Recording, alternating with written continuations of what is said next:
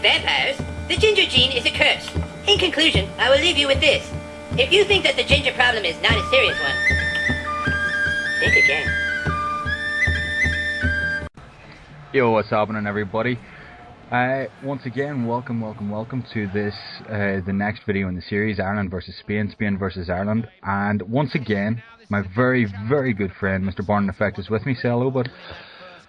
Oh, hello, good evening. For all the Irish out there, I am going to be drowning my sorrows with you tonight. Well, I mean, you actually tweeted about it. Ireland don't really get too downhearted when it comes to soccer because we know we're shit. I mean, we almost won the Eurovision tonight, the song contest, even though it was held a month ago or whatever. You know, we nearly won tonight with our performance and the singing, but that's about it. That was the best performance we gave. It's beautiful, it really is. It does bring goosebumps listening to fans that never give up, and I think without that it could have been 5, 6, 7. It could easily have been, because I mean, about 55, 60 seconds after Torres scored, and I mean literally it was as short as that, I don't even think it made it to the full minute, the Irish crowd started singing "You'll Never Beat the Irish."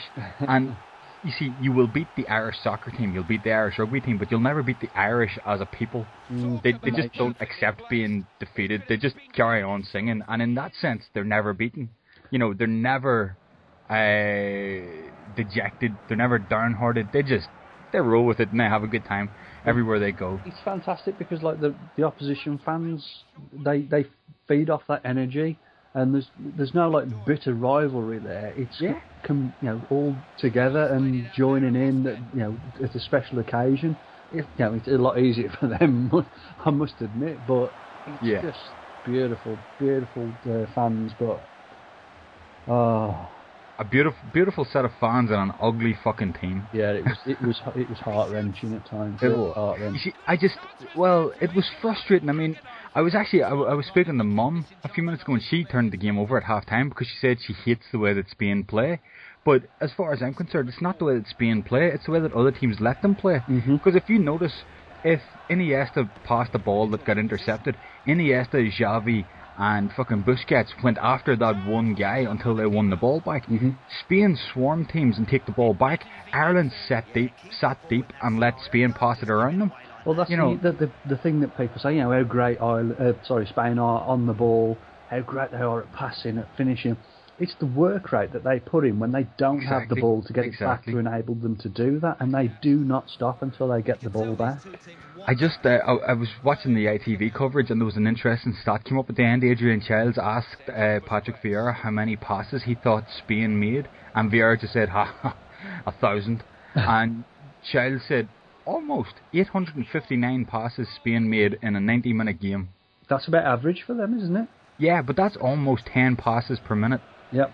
And that's nobody being in possession of the ball. That's having it pass it on. And you know, I do criticise Ireland for sitting off them, but what Spain want is for Ireland to come at them and commit themselves. Then they can pick holes and play the ball around. Because I mean, Torres' second goal came from that. Ireland were actually trying to push out, and Sean Ledger tried to win a ball and fell on his fucking face. And then Silva just had a nice simple ball to roll through the middle of the defence for Torres. You'll see them do. They'll be doing little tippy-tappy 1-2s to each other 2 or 3 times. The Irish will just stand there and they'll carry on doing it until somebody comes towards the ball and then bang, into a new position, new passing, and away they go. It's like what you would expect Man United or Arsenal to do if they were playing your local pub team. Yeah. Just sit there and dick on them for an hour and a half. That's literally what Spain did, was dick on Ireland all night long. No, I had a mate that was outstanding at football at school. I mean, outstanding. He could beat people, run past people, first touch, pace, score goals at will. And he went on to play for Wolves. And we spoke to him, and he said, there's levels of football. He said there's, school level, and then a gigantic leap to county, a gigantic leap to first division, and a gigantic leap to professional football. I just cannot understand the level of jump from international level to Spain. Yeah, because that's the thing. It does go a huge step. I mean, you've got normal international teams, say, for instance, the likes of England, who actually beat Spain back in, was it November? Or was that even this? was that in February or whatever? I can't remember when that friendly was, but England beat them 1-0. But England had to park the bus. Yeah. They had to park the fucking jumbo jet in front of the fucking net. You're not going to outpass Spain. No, you're not, and you're not going to outpass them, you're not going to outplay them, and you're not going to outmuscle them off the ball. And the thing about it is, whilst I despise him as a footballer and as a fucking human being, because he just seems to be an absolute prick, Sergio Busquets, I mean, he dives, he whinges, he's cynical, but he's the one that allows Iniesta, Xavi Alonso, Fabregas to not care, not give a fuck about having to defend and track back. They can sit there and pick their passes and stuff because he's the one sitting behind them.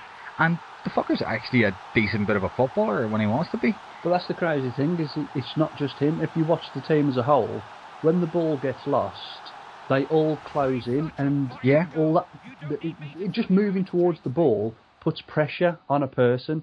And it's the same tactic they use in cricket, is when the bowler comes into bowl, you'll watch the whole cricketers moving towards the batsman, and it creates psychological pressure.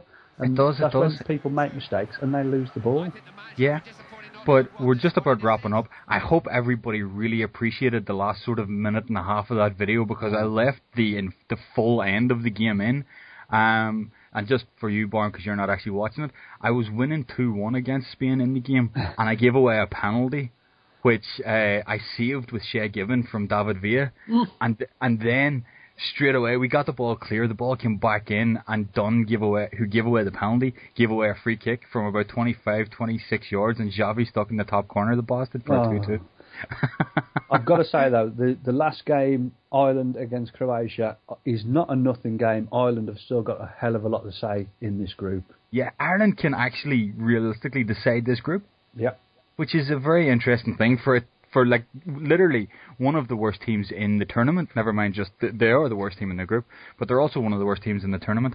But anyway, listen, folks, we will see you again. Well, we won't see you, but we will talk to you again tomorrow for the England game, which let's hope we get a bit of a better result out of it, and hopefully a decent performance as well. Well, I've got my prediction video going up tomorrow. There's some very interesting stats in that, which you really need to listen to. I will. And by the way, go on, congratulate me. The first person in your competition to guess a score, the scores, and everything perfectly right about a game. Everybody must think that we're planning this, but we're not. We're doing this little bit of a dual comp, and I've mentioned you in my prediction video as well, saying that you've got it spot on. I mean, what? Fantastic. Oh, amazing. Damn it. See, that's a man that knows football right there. Anyway, listen, folks, Barn, say your goodbyes, and then I'll get out of here too. Take care. Speak to you tomorrow. All right, folks, listen. Make sure to tune in again, and peace, love, and puppies. If you smell what the Mac is cooking.